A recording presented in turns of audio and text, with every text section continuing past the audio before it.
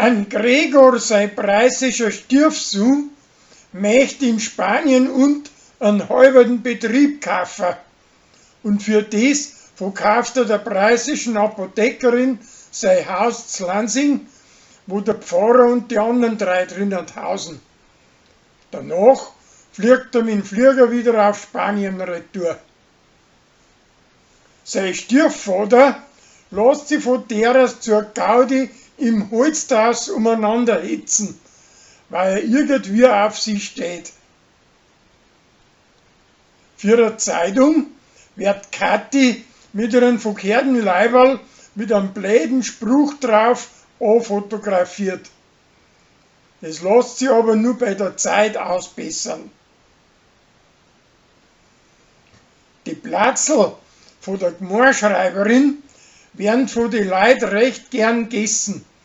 Und drum sagt Rosi, sie soll die Leute anreden, dass für das ein Diretare springen lassen.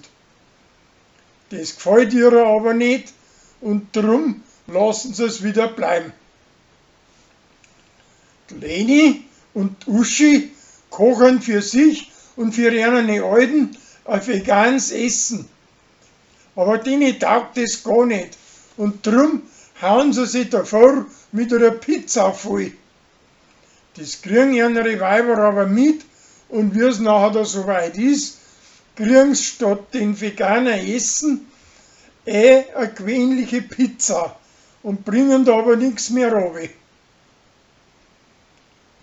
Der Gschwendner versaut halbe die Straße vor seinen Hof und Rosi möchte, dass er da ein Schüttel davor aufsteht. Zuerst mag er nicht, aber schließlich kann sie ihm nachher mit ein paar Stanzeln überzeugen.